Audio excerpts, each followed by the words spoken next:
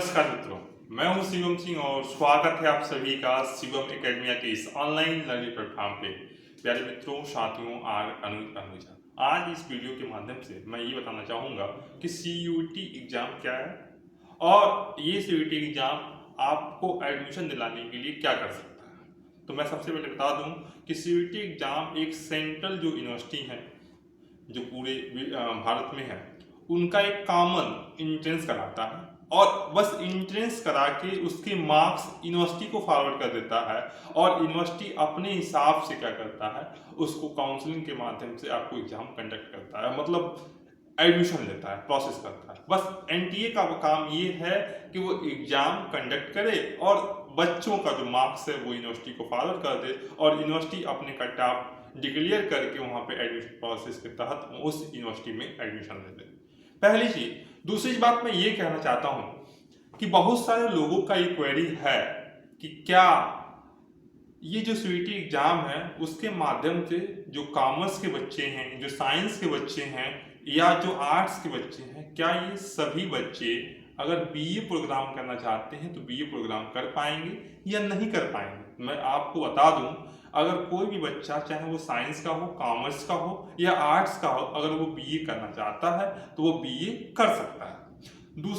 तीसरी कंडीशन ये है कि बहुत सारे यूनिवर्सिटी की अपनी एलिजिबिलिटी क्राइटेरिया है।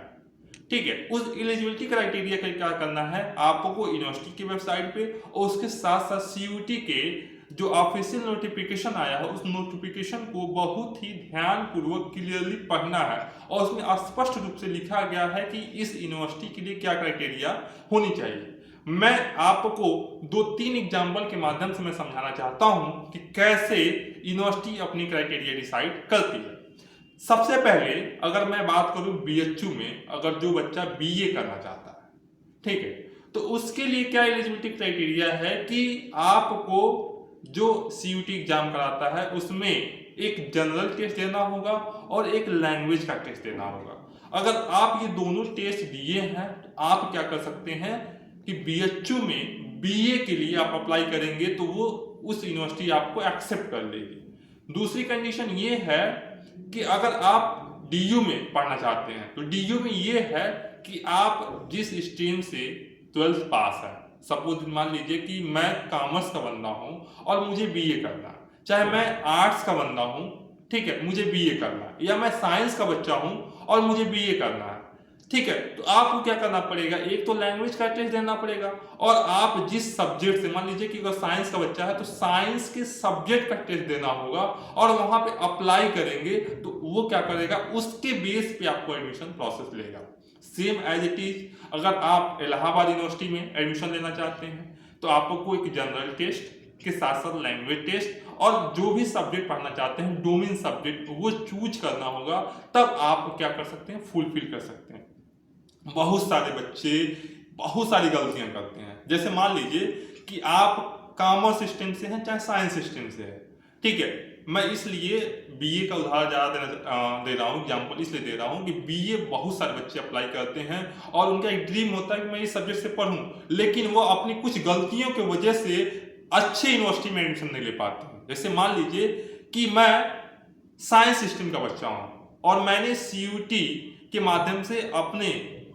पीसीएम का पेपर दिया है, लैंग्वेज का पेपर दिया है, दो डोमेन सब्जेक्ट का पेपर दिया है, लेकिन मैं जनरल टेस्ट का पेपर नहीं दिया हूं और मैं चाहता हूं कि बीए मैं बीएचयू से करूं, तो वो क्राइटेरिया फुलफिल नहीं करता क्योंकि मैंने पहले ही बता चुका है उसमें जनरल टेस्ट और लैंग्वेज का टेस्ट मांगता है। आपके आउट ऑफ 100 में 100 मार्क्स हो बीएचयू, इससे कोई मतलब नहीं है क्योंकि आपने जनरल टेस्ट नहीं दिया। ये क्वेरी है, ठीक है। मैं नेक्स्ट वीडियो में ये बताऊंगा कि हर एक यूनिवर्सिटी के लिए क्या क्राइटेरिया होनी चाहिए और कैसे आप इस एग्जाम को बहुत कम समय में अच्छे प्रिपरेशन कर सकते हैं, जिसके माध्यम से कम समय में एक अच्छी स्ट्रेटेजी के माध्यम से सीयूईटी आप क्लियर कर सकते हैं और अपने मन चाहा यूनिवर्सिटी में एडमिशन ले सकते हैं। सबका ड्रीम होता है कि मैं बीएचयू में पढ़ूं, डीयू में पढ़ूं, अच्छे अच्छे जो सेंट्रल यूनिवर्सिटी में उसमें पढ़ूं। अगर ये सारी जानकारी आपको सही सोच से गेन करना है तो मेरे चैनल पर बने रहें, तब तक बने रहें जब तक आपको पूरी इन्फॉर्मेशन ना मिले। हो सकता है कि मैं कुछ दिन बाद रात को 9 बजे लाइव आऊंगा और हर रोज लाइव आऊंगा और आपके जितने भी डाउट होंगे उनके डाउट का